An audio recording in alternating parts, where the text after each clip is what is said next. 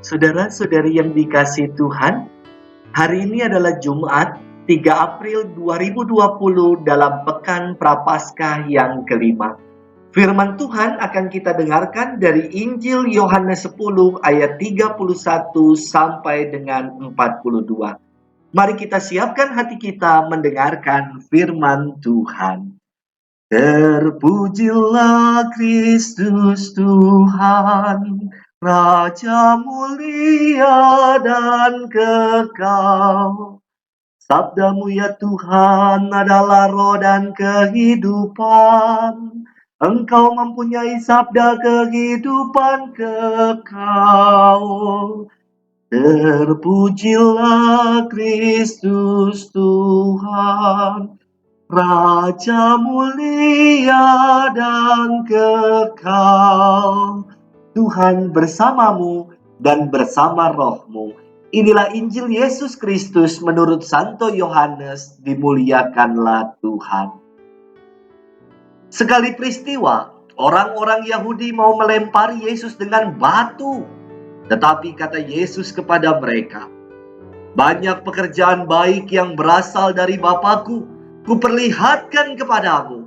Manakah di antaranya yang menyebabkan kamu mau melempari aku dengan batu?"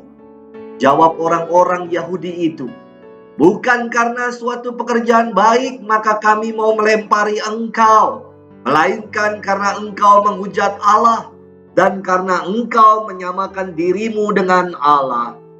Meskipun engkau hanya seorang manusia."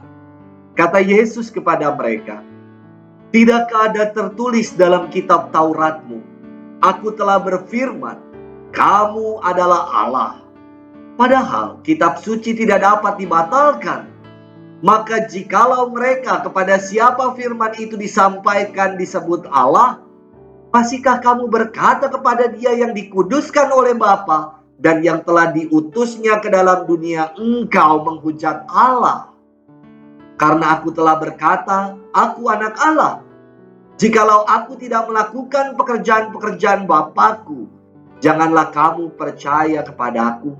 Tetapi jikalau aku melakukannya dan kamu tidak mau percaya kepadaku, percayalah akan pekerjaan-pekerjaan itu, supaya kamu boleh mengetahui dan mengerti bahwa Bapa ada dalam aku dan aku di dalam Bapa."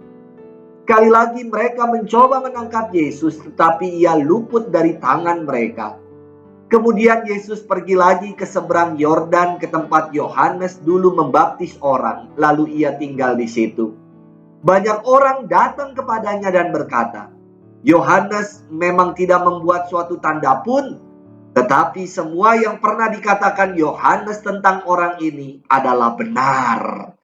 Dan banyak orang di situ percaya kepadanya. Demikianlah Injil Tuhan, terpujilah Kristus. Saudari-saudara yang terkasih di dalam Kristus, pernahkah dalam hidup ini saudara-saudari mengalami penolakan? Saya sangat terinspirasi sekali dari tulisan-tulisan di belakang truk yang bukan hanya lucu namun kadang juga inspiratif. Contoh, ada tulisan yang pernah saya baca demikian, "Ku injak gas dan kopling agar engkau bisa shopping." Pasti ingin mengatakan kalau sang suami bekerja supaya demi istrinya bisa belanja. Yang lucu lagi namun inspiratif mengatakan demikian, "Ngebut itu ibadah. Makin ngebut, makin dekat dengan Tuhan." Dan ada tulisan demikian, "Cinta ditolak." Kalau zaman dulu mungkin bunyi selanjutnya adalah dukun bertindak ketika cinta ditolak. Namun di tulisan itu berbeda sekali. Cinta ditolak, remove kontak. Inilah zaman milenial yang senantiasa kalau cinta ditolak, selanjutnya yang dibuat adalah meremove seluruh kontak. Saudari-saudara yang terkasih, Hari ini kita mendengarkan kisah tentang Yesus yang ditolak oleh orang-orang Yahudi. Dan bahkan mereka ingin melemparinya dengan batu. Apakah Yesus berhenti untuk mewartakan cinta dan kasih-Nya ketika ia ditolak? Ternyata tidak. Di bagian akhir kisah dikatakan, Yesus tetap mewartakan kabar sukacita dan pergi ke seberang sungai Yordan tempat Yohanes pernah membaptis.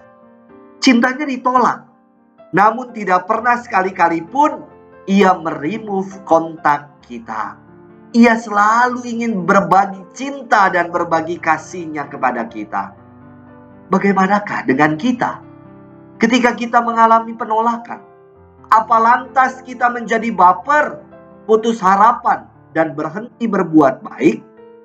Semoga tidaklah demikian. Tuhan memberkati kita. Amin.